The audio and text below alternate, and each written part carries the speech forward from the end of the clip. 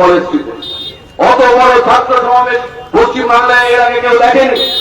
তার কয়েকদিন আগে 29শে আগস্ট তৃণমূল ছাত্র পরিষদের মিটিং হলো গান্ধী মূর্তির পাদদেশে কলকাতায়।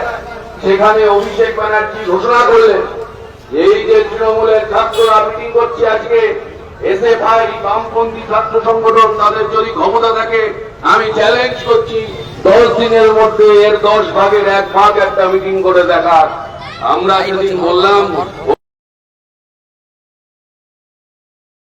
চ্যালেঞ্জ ফ্যালেঞ্জ নিয়ে দরকার নেই, আমরা কি জিনিস আপনি কিছুটা জানেন, বাকিটা আমরা বুঝিয়ে দেবো।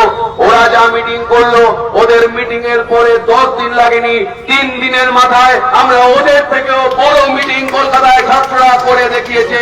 এটা পশ্চিম বাংলার মানুষ দেখেছে। কিন্তু অভিষেক ব্যানার্জি সেদিন কোথায় ছিল? আমরা তো ওর বাড়িতে নেমন্তন্নের কাজ পাঠিয়েছিলাম যে আপনি চ্যালেঞ্জ দিয়েছেন আমাদের ওরাদের থেকে ওনাদের সাইজের মিটিং করে দেখানোর, সেই মিটিংটা আমরা করব। আপনার বাড়িতে নেমন্তন্ন পত্র দিয়ে দিলাম, আপনি এসে আমাদের মিটিংটা দেখবেন। কিন্তু দুঃখের কথা, আমাদের ছাত্র নেতারা আর আমাদের প্রাক্তন ছাত্র নেতা বিমান বসু যখন কলেজ স্ট্রিটে দাঁড়িয়ে বক্তৃতা করছেন, তখন আগের দিন চ্যালেঞ্জ দেওয়া অভিষেক ব্যানার্জি চোরের মতো সিবিআই অফিসে গিয়ে সিবিআই অফিসারদের মুখোমুখি বসে চুরির তদন্তের জেরার মুখোমুখি হচ্ছেন। এটাই তো পশ্চিম বাংলা সব জায়গার ছবি। চোরেরা জেলে যাচ্ছে, এর মধ্যে নতুন কিছু নেই। এখন তৃণমূল কোথাও কোথাও দাবি করছে ওদের মিটিং এর পরেই কেন টাকা হচ্ছে, তৃণমূলের নেতাদের কেন বিজেপির সিবিআই ডাকছে। আরে সিবিআই বিজেপি, তৃণমূল সিপিএম এর না, সিবিআই তো সিবিআই।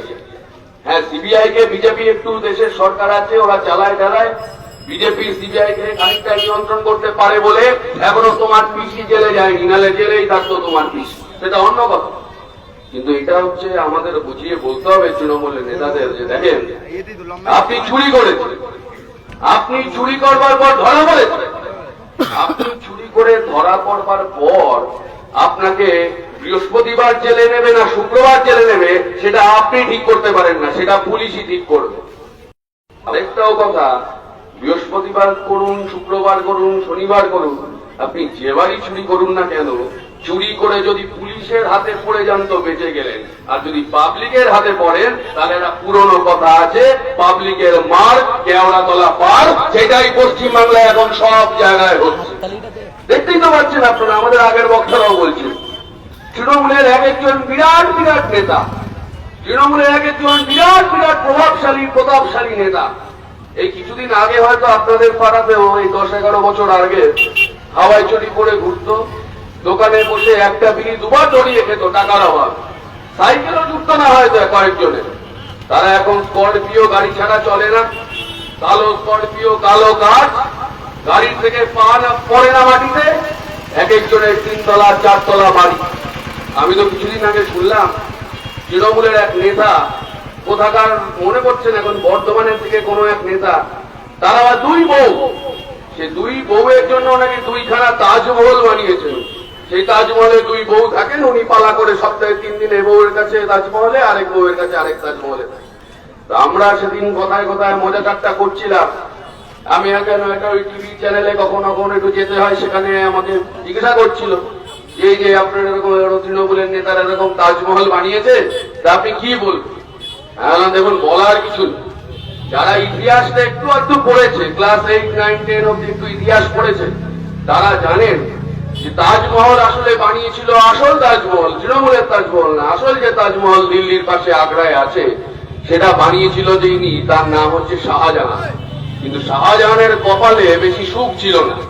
শাহজাহান যে তাজমহলটা বানিয়েছিল, সে তার বৃদ্ধ বয়সে তার ছেলে ঔরঙ্গজেবের হাতে বন্দী হয়ে শাহজাহান নিজের বানানো তাজমহলে থাকতে পারেনি, তার থেকে অনেকটা দূরে আগ্রা ফোর্টে ওর ছেলেই ওকে বন্দী করে রেখেছিল। সেই দূর থেকে তাজমহলটা শাহজাহান দেখতে পেত। তৃণমূলের যে নেতারা আজকে পাবলিকের টাকা মেরে তাজমহল বানাচ্ছেন, তাদেরও শেষ জীবনটা ওই তাজমহলে আমরা কাটতে দেব না, তাদেরও শেষ জীবনটা জেলেই কাটাতে হবে। এইটা আমাদেরও চ্যালেঞ্জ তৃণমূলের প্রতি। এখন পঞ্চায়েত ভোট আসছে, একটু এলাকা গরম হবে। আমরা এতদিন বলেছি যে তৃণমূল আমাদের আক্রমণ করতে আসছে, তৃণমূল ভোট দিতে দিচ্ছে না, সব সত্যি। এইবার আমরা বলছি, আমরা বুঝে গেছি তৃণমূল সোজা কথার জিনিস না।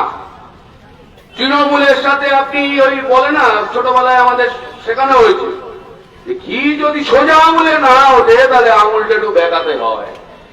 তৃণমূল ঠিক করে নিয়েছে ওরা ভোট করতে দেবে না, কারণ ভোট করলেই তৃণমূল হারবে আর ওদের এই সমস্ত দুর্নীতি চুরি চামারি বন্ধ হয়ে যাবে। আর আমরাও তাই ঠিক করে নিয়েছি, তৃণমূলের চুরি চামারি আমরা বন্ধ করব। তৃণমূল ভোট করতে যদি না দেয়, তৃণমূল যদি বোম বন্দুক নিয়ে আসে, আমাদের লোকেদেরও দায় নেই শুধু পতাকার ডান্ডাটার নিচে নামিয়ে রাখার। আমাদের কমরেডরাও পতাকার ডান্ডাটাকে উপরের দিকে নিয়ে ওদের সামনে যাবে। ওদের বোম বন্দুকের সামনে ওরা যে ভাষায় কথা বলে এবার সে ভাষাতেই ওদের সাথে কথা বলতে হবে, কারণ এই পঞ্চায়েত ওদের বাবার সম্পত্তি না। এই পঞ্চায়েত আকাশ থেকে এসে পড়েনি, পঞ্চায়েত ভারতবর্ষের কোথাও ছিল না। ৭৭ সালের পর বামফ্রন্ট সরকার যখন জ্যোতি বসু মুখ্যমন্ত্রী হলেন, জ্যোতি বসু কলকাতায় মহাকরণের শপথ গ্রহণ করে মহাকরণের নিচে এসে জনগণের উদ্দেশ্যে বললেন, আমাদের সরকারের প্রথম সিদ্ধান্ত, এই সরকার কলকাতার মহাকরণ থেকে চলবে না, এই সরকার চলবে গ্রাম থেকে, এই সরকার চলবে গ্রামের হাট থেকে, গ্রামের বাজার থেকে। কিভাবে? পঞ্চায়েত ব্যবস্থা, ত্রিস্তরীয় পঞ্চায়েত ব্যবস্থা, গ্রাম পঞ্চায়েত, পঞ্চায়েত সমিতি, মাথার উপরে জেলা পরিষদ। সেই পশ্চিম বাংলায় শুরু হলো পঞ্চায়েতি রাজ। গরিব মানুষ, কৃষক, ক্ষেত মজুর, যাদের আগে কেউ পাত্তা দিতেন না, যাদের গ্রামে গঞ্জের গরিব মানুষ বলে সবাই হাসি ঠাট্টা করতেন, কোনো মর্যাদা ছিল না, তারাই সমাজ, তারাই তার এলাকা, তারাই তার পাড়ার চালিকা শক্তি হলেন। তাদের হাতে ক্ষমতা তুলে দেওয়া হলো। আর সেই মডেল দেখে, এই পঞ্চায়েতের মডেল দেখে গোটা দেশের মানুষ সিদ্ধান্ত গ্রহণ করলো যে আমাদেরও সমস্ত রাজ্যে ওই পশ্চিম বাংলার মতো পঞ্চায়েত লাগবে। তাই জ্যোতি বসুর তৈরি করা পঞ্চায়েত গোটা ভারতবর্ষে মডেল হলো। গোটা ভারতবর্ষে একের পর এক রাজ্যে সেই পঞ্চায়েত ব্যবস্থা শুরু হলো। আইন করে এই অধিকার বাংলার মানুষের হাতে তুলে দেওয়া হয়েছিল, চুরি ডাকাতি করবার জন্য না। কিছু কিছু দুর্নীতি কি টুকটাক হয়নি? হয়েছে, তার জন্য যা যা ব্যবস্থা নেওয়া হয়েছে। কিন্তু আসল কথাটা হচ্ছে মানুষের ক্ষমতা, গরিব মানুষের হাতে তার পাড়া চালানোর ক্ষমতা, তার এলাকা চালানোর ক্ষমতা। সেই জন্য আমি এই এলাকার মানুষের কাছে আহ্বান করব, এই অধিকার আপনাকে আপনার সংবিধান দিয়েছে, এই অধিকার আপনাকে আপনার সরকার দিয়েছে। এই অধিকার তৃণমূল দেয়নি, এই অধিকার সিপিএম দেয়নি, বিজেপি দেয়নি। তাই তৃণমূল যদি আপনার এই অধিকার কেড়ে নিতে আসে, তাহলে আপনি এই গ্রামের মানুষ হিসেবে তৃণমূল, বিজেপি, সিপিএম সব ভুলে গিয়ে একসাথে এই অধিকার আমাদের রক্ষা করতে হবে। এই পঞ্চায়েতকে যাতে মানুষের পঞ্চায়েত হিসেবে তৈরি করা যায়, সেটা আপনাদের দেখতে হবে। আপনারা দেখেছেন তো, এর আগে বামফ্রন্ট সরকার দেখেছেন, এখন তৃণমূলের সরকার দেখছে। আমার মনে পড়ছিল আস্তে আস্তে, আমি তখন অনেক ছোট, আয়লা যখন হলো তখন এই এলাকা ব্যতিব্যস্ত, ভয়ঙ্কর ঝড়, অনেক বছর আগের কথা। আমাদের বিধায়ক ছিলেন এখানে, এই রবি কাকু বলছিল যে কোনো সিকিউরিটি লাগতো না, কোনোদিন লুঙ্গি পরে ঘুরে বেড়াতেন।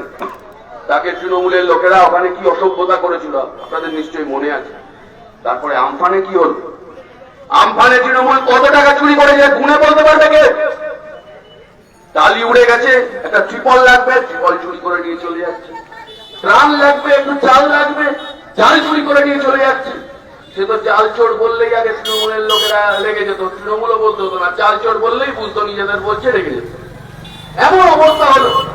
আর এখন আপনারা দেখতে পাচ্ছেন, ওই 2011 সালের আগে আমাদের বিধায়ক ছিলেন, তখন তাকে যারা তার গায়ে, তার সাদা ধুতিতে কাদা ছুঁড়েছিল, এখন তাদের সবার নিজেদের মুখে কালি লেপে গেছে। বাংলার মানুষ সেই কালি লেপে দিচ্ছেন।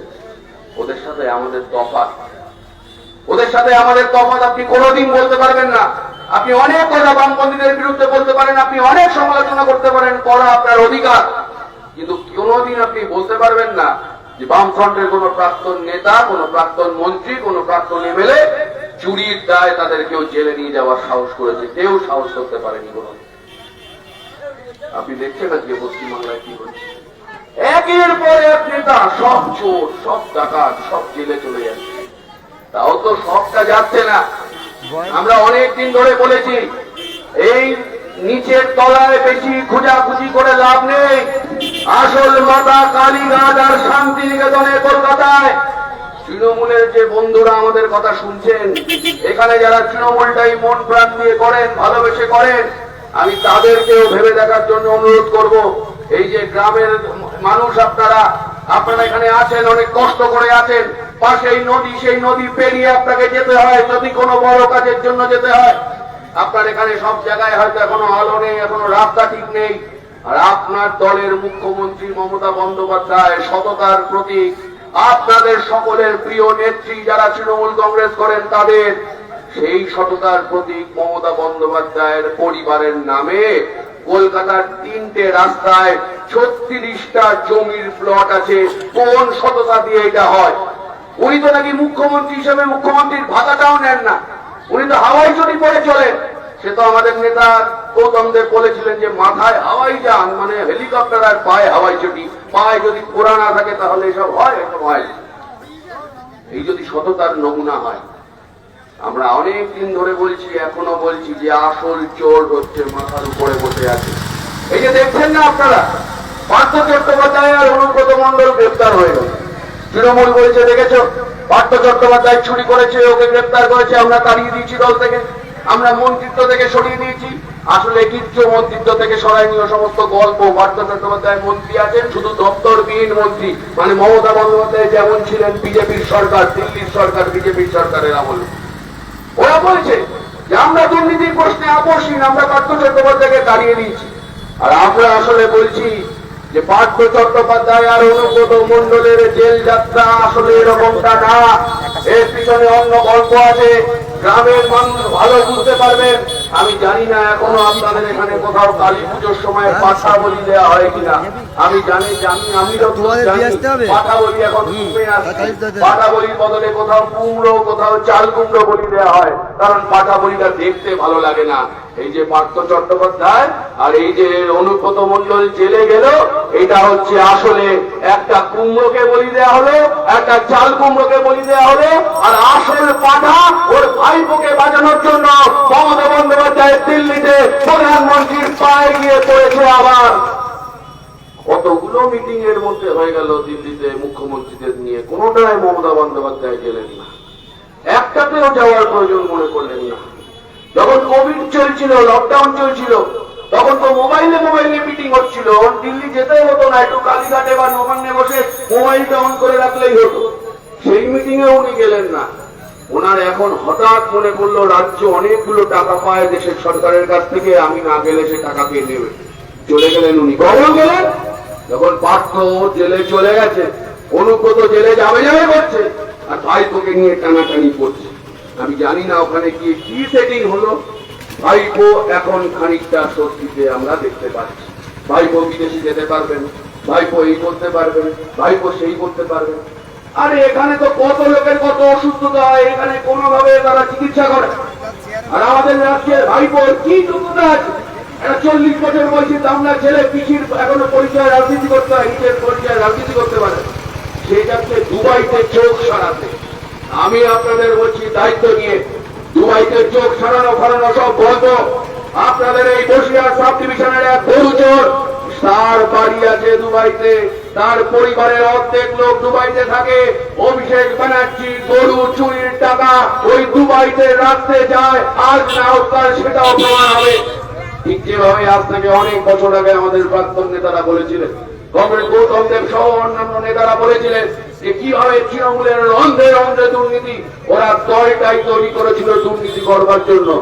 এখন দেখেন, এটা আপনারা সবাই জানেন যে ভারতবর্ষের মতো একটা দেশে, এত বড় একটা দেশে, আমাদের সমাজ ব্যবস্থায় সব দলে কিছু চোর ছেচোর দুর্নীতিবাজ ডাকাত লোক ঢুকে পড়ে, কিন্তু তৃণমূল কংগ্রেস হচ্ছে একমাত্র দল যে দলটা তৈরি হয়েছিল শুধুমাত্র চুরি করবার জন্য। কয়েকটা চোর ডাকাত মিলে একটা দল তৈরি করেছিল, তার নাম হচ্ছে তৃণমূল কংগ্রেস।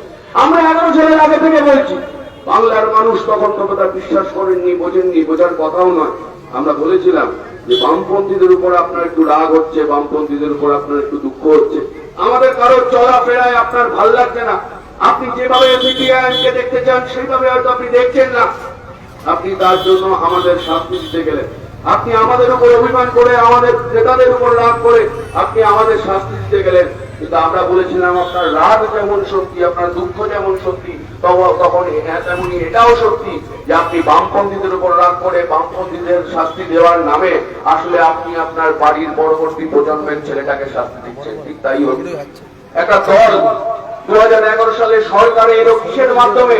একটা তৈরি হয়ে যাওয়া কারখানা সিঙ্গুরে, সেই কারখানাটাকে বন্ধ করে দেওয়ার মাধ্যমে। আমরা সেদিনই বলেছিলাম যে একটা দল তারা সরকারে আসে একটা কারখানাকে বন্ধ করে তার উপর দিয়ে হেঁটে, সেই সরকার সেই দলের আমলে পশ্চিমবাংলার কম বয়সী ছেলে মেয়েদের চাকরি কখনো হতে পারে না। যে তাই হোক, পশ্চিমবাংলার ছবিটা দেখুন ঠিক উল্টে গেল।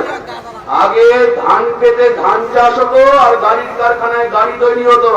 মমতা বন্দ্যোপাধ্যায় সিঙ্গুরে গাড়ির কারখানা বন্ধ করে দিলেন, এখন ধান খেতে ওই গাড়ির কারখানার ওখানে ধান চাষ হয়, আর অনুব্রত মন্ডলের ধানের গোলা থেকে কারি কারি কোটি কোটি টাকার গাড়ি উদ্ধার হয়। গোটা পশ্চিমবাংলাটা উল্টে গেল। কিন্তু অনুব্রত মন্ডলের আর কি অবস্থা দেখুন। সময়ের চাকা খুব দ্রুত করে, সময়ের চাকাকে বেশি দিন আপনি আটকে রাখতে পারবেন না।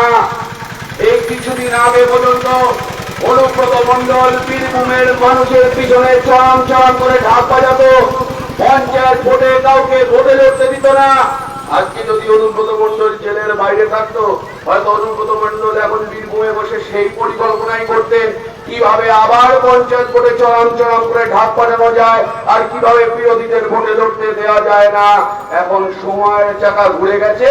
যে অনুব্রত লোকের পিছনে চড়াম চড়াম করে ঢাক বাজাতো, সে এখন জেলে, আর বীরভূমের মানুষ বসে পরিকল্পনা করছে আগামী পঞ্চায়েত ভোটে বীরভূমের লোকের তৃণমূলের পিছনে চড়াম চড়াম করে ঢাক বাজানোর জন্য প্রস্তুতি নিচ্ছে।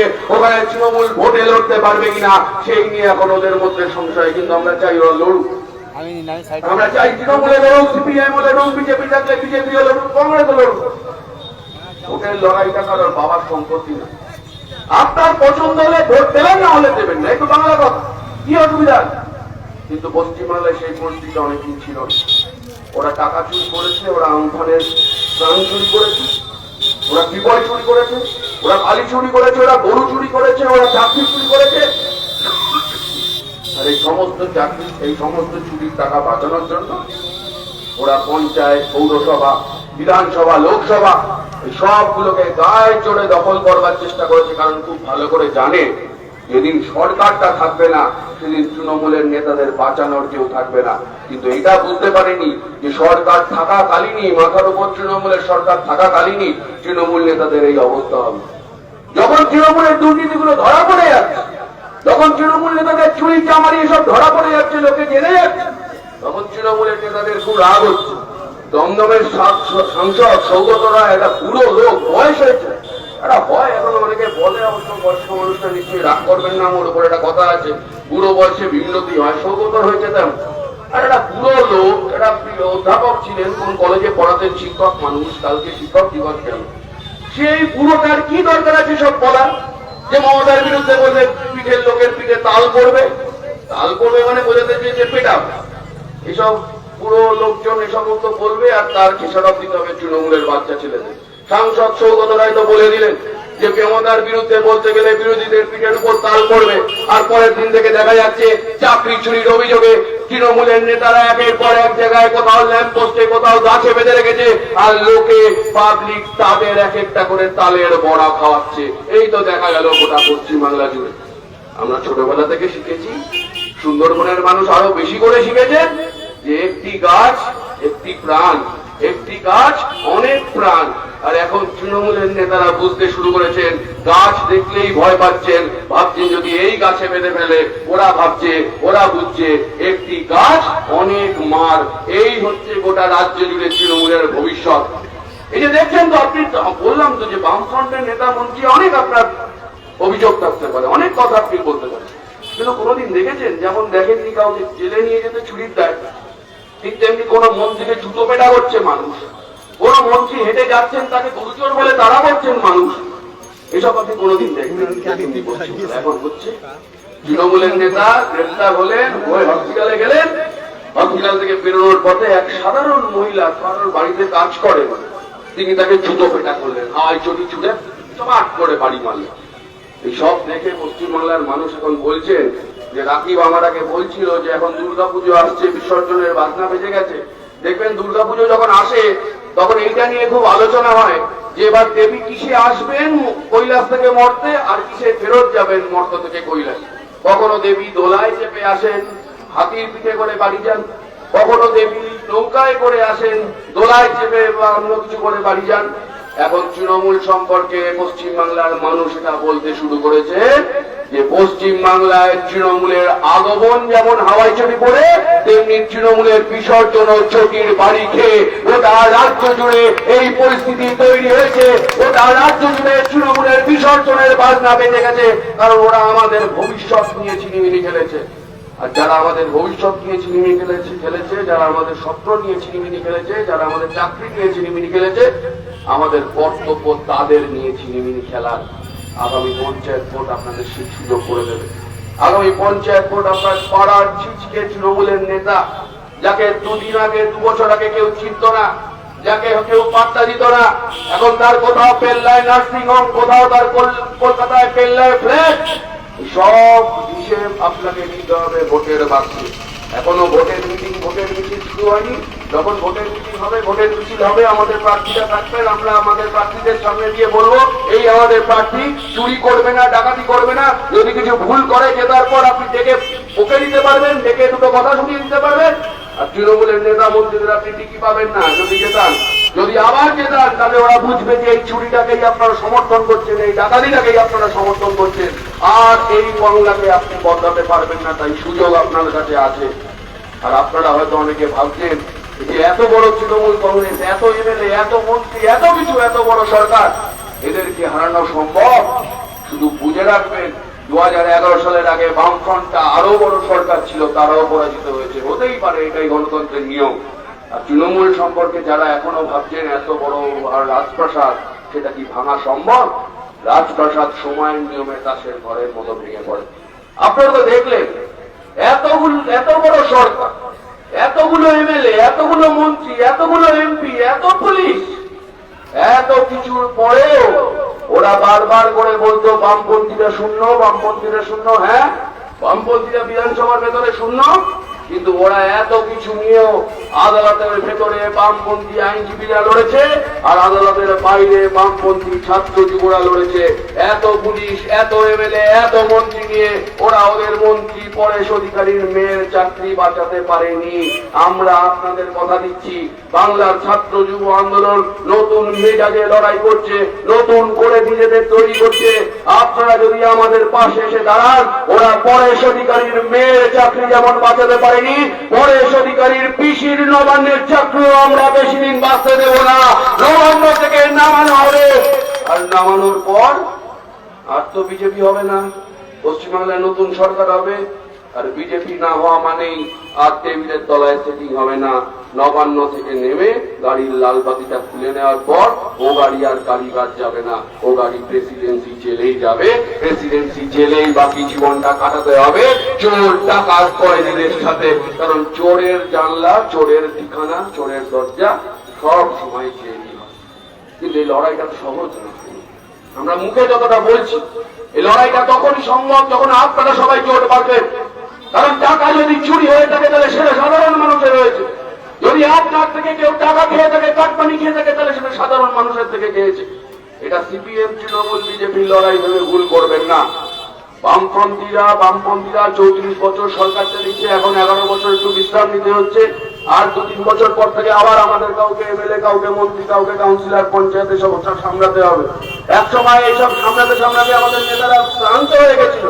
একটু ক্লান্তির পর আপনারা 11-12 বছর বিশ্রাম দিয়েছেন, এতে ভালোই হয়েছে। আমাদেরও কিছু ভুল ভ্রান্তি টুকটাক যা ছিল কিছু আমরা ঠিকঠাক করে নিয়েছি। 2-4টে লোক আমাদের মধ্যে থেকেও একটু অসুবিধা হচ্ছিল, বুঝতে পারছিলাম, আপনাদের ভালো লাগছিল না, তাদেরও একটু বিশ্রাম দিয়ে বাড়ি পাঠিয়ে দেওয়া হয়েছে। নতুন ছেলেমেয়েরা সামনে এসে গেছে, এখন আবার আমাদের সে সমস্ত দিনে ফিরতে হবে।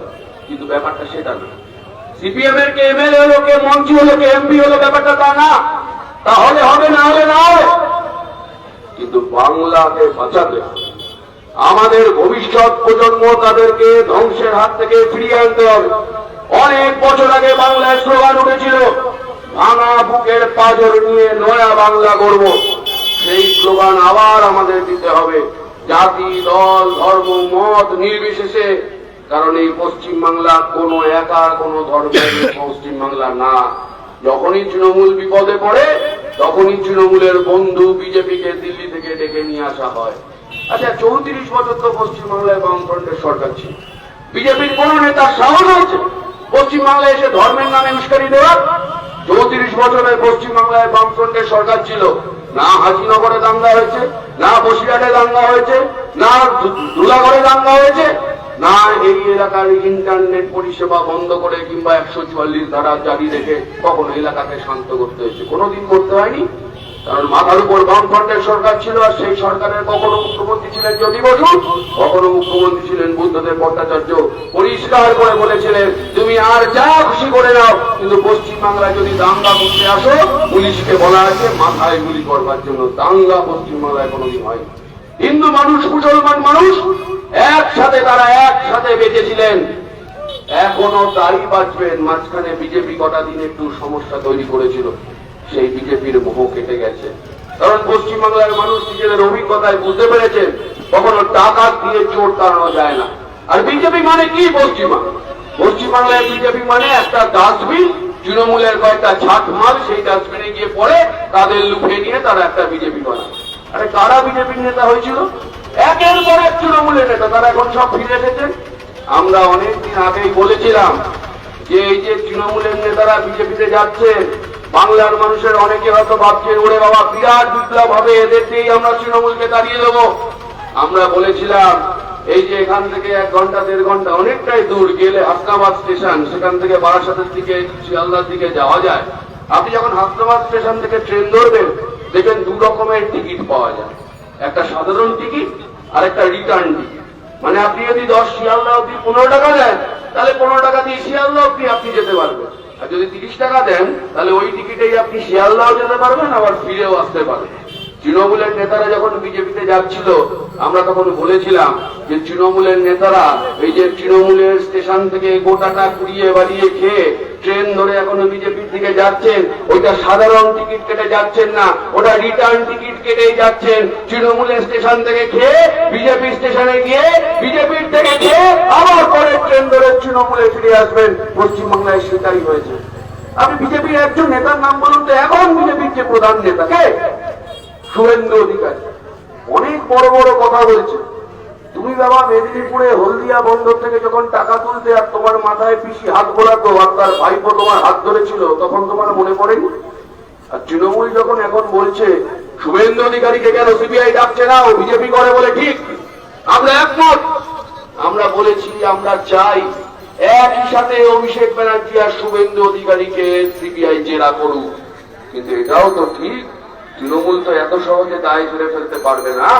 যখন শুভেন্দু অধিকারী টাকা চুরি করছিল তখন তো শুভেন্দু অধিকারী ইস্ট বেঙ্গল কিংবা মোহনবাগানের হয়ে ফুটবল খেলতেন না, তখন শুভেন্দু অধিকারী তৃণমূলের হয়ে পাড়ায় পাড়ায় খেলে বেড়াতেন। আর কোথাও পঞ্চায়েত, কোথাও পৌরসভা, কোথাও এমএলএ ভাঙিয়ে এনে নিজেদের এমএলএ, নিজেদের পৌরসভা, নিজেদের পঞ্চায়েত বানাতেন। সুতরাং লোক সব এক। একটা কথা আছে, গোটাউনে মাল সব এক, শোরুম দুটো আলাদা। কখনো মাল যাচ্ছে তৃণমূলের শোরুমে, কখনো মাল যাচ্ছে বিজেপির শোরুমে। সুতরাং আমাদের কাজ ওই গোডাউনটার শাটার নামিয়ে দেওয়া, শুধু শোরুমের শাটার নামালে হবে না। ওই গোডাউনের শাটার যদি আমরা নামাতে পারি, যারা রাজনীতির নামে পারিবারিক ব্যবসা করতে নেমেছে, যারা রাজনীতির নামে নিজেদের আখের গোটাতে নেমেছে, যারা রাজনীতির নামে নিজেদের বড় বাড়ি বড় গাড়ি করতে এসেছে, আমাদের তাদেরকে রাজনীতি থেকে দূরে সরিয়ে দিতে হবে। না হলে পরবর্তী প্রজন্ম, আমাদের মতো বয়সী ছেলেমেয়েরা কাউকে আপনাদের ক্ষমা করতে পারবে না। কারণ আমাদের ভবিষ্যৎটার চোখের